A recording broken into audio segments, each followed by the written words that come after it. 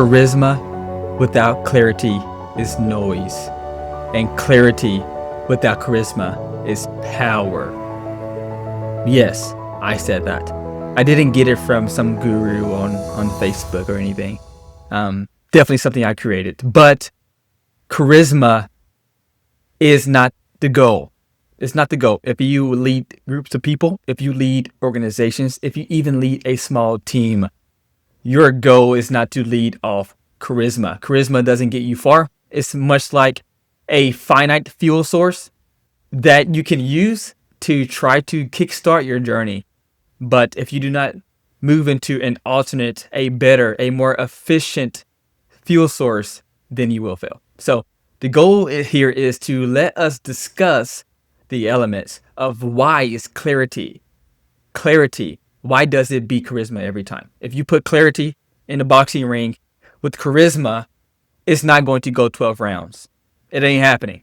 What is going to happen is you're going to get a KO probably around round probably 3, because charisma is going to tire out. It doesn't have longevity. It's going to exercise all of its energy in the beginning. Your goal is not to have charisma to give you the energy to power your successes, but you can use it to flourish it, but you cannot use it as the one thing that is your fuel source to propel yourself through your successes. So my first on 3 point is consistency enables trust and safety. Consistency enables trust and safety. This is what us leaders must understand. If you needed to know a little about me, I've done some things. I've led thousands of people, and I failed hundreds of those thousands, high hundreds, maybe even thousands of those thousands. And let me tell you something. Every time you win one, you've probably lost 10 to win that one. And most of the time, we give our hopes and energy as leaders to try to lead and to pull out the diamond out of the rough from one person and find that one person. And normally we cross 10 bad apples just to find the one. Is it worth it? Definitely. Does it hurt? Definitely. But us as leaders have to keep going. One of the most important things us as leaders have to do is to be consistent. Be consistent. Let me give you an example. What if I was your boss, and I come in one day, high energy, high hopes, full of focus, vision, full of clarity, and I don't do that the next day. I don't do it the day after that. But the fourth day, I come in, high energy again, but I skip 2 more days or 3 more days, and my energy is low for the next 3 or 4 days. You as a follower, or more as a server, how do you supposed to follow me when you don't even know where I'm going as a leader? And this is what happens when we lead others, and our behaviors and our mindset, even our energy is low, or it's intermittent. It's high one day and it's low one day, or it's on and off. People cannot follow that. Consistency breeds clarity. I say it for you one more time. Consistency breeds clarity. And I found this out leading, like I said, thousands of people. And I've learned this, and I've documented my failures and successes. And I came to the point that consistency, me showing up every day the same way. Yes, I'm human. I may not feel the greatest. I may feel different, but me showing up every single day the same way with the same attitude was the big difference, was the linchpin. What that changed everything. Be consistent. If you want your people to imitate you, be consistent. Don't be wishy-washy. Don't do it. I don't even know if wishy-washy is the word that the kids use nowadays. But from my time, don't be wishy-washy. Be the same. Be consistent.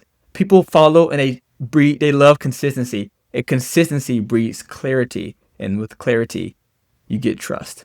And you want trust in your team. So consistency is what you want. It's the first pillar of having clarity in your teams, in your leadership, and having a team that's an A team. If you want to create A players, listen here, be consistent, because no one wants to follow someone that is inconsistent. Number 2, context beats hype. So, I'll give you a short story.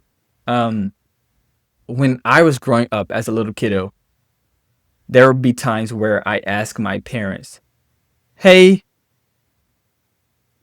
what does this mean? Or why do I even have to do this? Why are you making me do this? Their response, because I told you so. Because I told you so. I'm the boss and you are not. I make the rules and you listen. I speak, you do not speak. They didn't say all of that, but that's how I felt.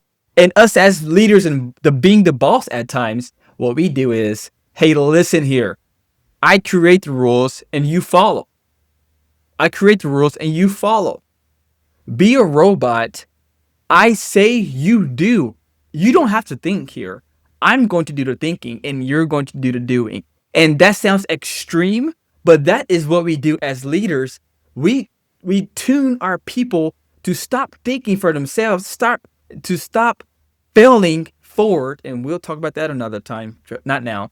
But we don't enable those things. And what we do is, hey, you listen to me because I create the rules. I'm the boss. You don't cross my line. My line is not crossed because once you cross my line, you're out of here. And this is the thing.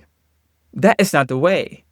The better way to steward other people, and that is what leadership is. You're stewarding one another. It is to say, okay, let me explain to you what I'm saying here. Let me explain to you what this means. Because no shame to my parents, none at all. No dirt thrown here. No dirt, no rocks. But if a kiddo asks you, hey, what does this mean? Why do I have to do this? They don't understand. And the best way for them to do the right thing is to understand what is the right thing and why that thing is the right thing.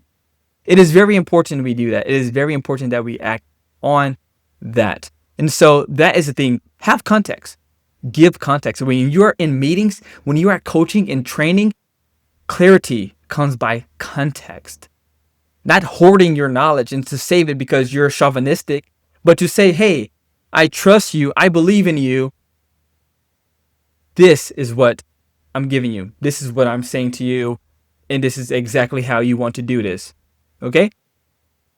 Consistency. Number 2, give context.